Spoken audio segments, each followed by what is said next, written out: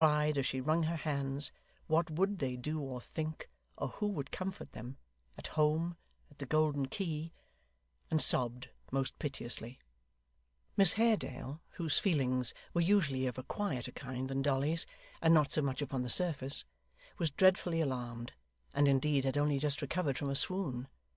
She was very pale, and the hand which Dolly held was quite cold, but she bade her, nevertheless, remember that, under Providence, much must depend upon their own discretion; that if they remained quiet, and lulled the vigilance of the ruffians into whose hands they had fallen, the chances of their being able to procure assistance when they reached the town were very much increased; that unless society were quite unhinged, a hot pursuit must be immediately commenced; and that her uncle, she might be sure, would never rest until he had found them out and rescued them. But as she said these latter words, the idea that he had fallen in a general massacre of the Catholics that night, no very wild or improbable supposition after what they had seen and undergone, struck her dumb; and, lost in the horrors they had witnessed, and those they might be yet reserved for, she sat incapable of thought, or speech, or outward show of grief, as rigid and almost as white and cold as marble. Oh, how many, many times in that long ride did Dolly think of her old lover, poor, fond, slighted Joe! How many, many times did she recall that night when she ran into his arms from the very man now projecting his hateful gaze into the darkness where she sat, and leering through the glass in monstrous admiration! And when she thought of Joe, and what a brave fellow he was, and how he would have rode boldly up and dashed in among these villains now, yes, though they were double the number, and here she clenched her little hand and pressed her foot upon the ground, the pride she felt for a moment at having won his heart, faded in a burst of tears, and she sobbed more bitterly than ever. As the night wore on, and they proceeded by ways which were quite unknown to them, for they could recognize none of the objects of which they sometimes caught a hurried glimpse, their fears increased. Nor were they without good foundation. It was not difficult for two beautiful young women to find, in their being borne they knew not whither by a band of daring villains who eyed them as some among these fellows did, reasons for the worst alarm. When they at last entered London by a suburb with which they were wholly unacquainted, it was past midnight, and the streets were dark and empty. Nor was this the worst, for the carriage stopping in a lonely spot, Hugh suddenly opened the door, jumped in, and took his seat between them. It was in vain they cried for help. He put his arm about the neck of each, and swore to stifle them with kisses if they were not as silent as the grave. 'I come here to keep you quiet,' he said, 'and that's the means I shall take. So don't be quiet, pretty mistresses. Make a noise, do, and I shall like it all the better.' They were proceeding at a rapid pace, and apparently with fewer attendants than before, though it was so dark, the torches being extinguished, that this was mere conjecture. They shrunk from his touch, each into the farthest corner of the carriage, but shrink as Dolly would, his arm encircled her waist and held her fast. She neither cried nor spoke, for terror and disgust deprived her of the power, but she plucked at his hand as though she would die in the effort to disengage herself, and crouching on the ground, with her head averted and held down, repelled him with a strength she wondered at as much as he. The carriage stopped again. 'Lift this one out,' said Hugh to the man who opened the door, as he took Miss Haredale's hand, and felt how heavily it fell. 'She's fainted.' 'So much the better,' growled Dennis. It was that amiable gentleman. 'She's quiet. I always like 'em to faint, unless they're very tender and composed.' 'Can you take her by yourself?' asked Hugh. 'I don't know, till I try. I ought to be able to. I've lifted up a good many in my time,' said the hangman.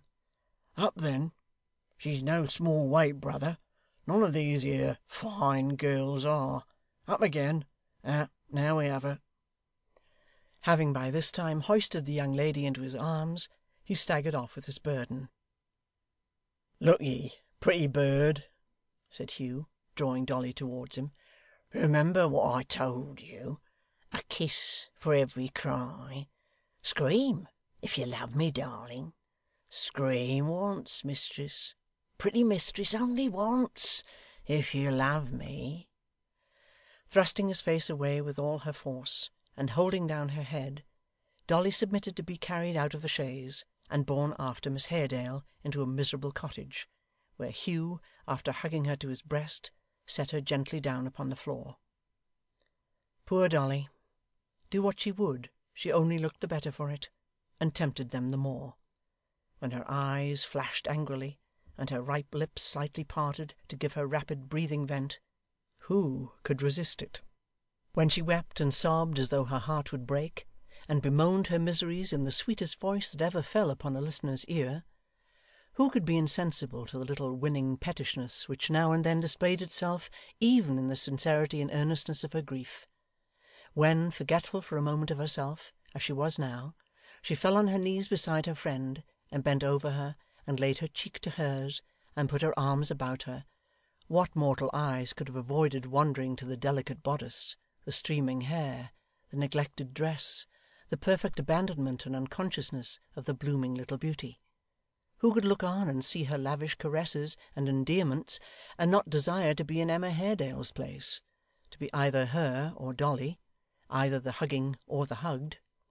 Not Hugh, not Dennis. 'I tell you what it is, young women,' said Mr Dennis, 'I aren't much of a ladies' man myself, nor am I a party in the present business further than lending a willing hand to my friends. But if I see much more of this here sort of thing, I shall become a principal instead of a accessory, I tell you candid.'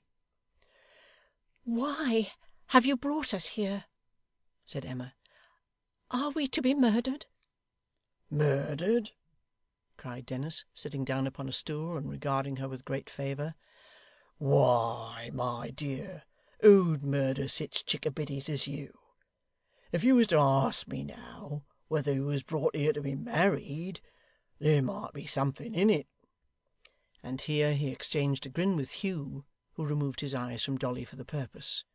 'No, no,' said Dennis. 'There'll be no murdering, my pets.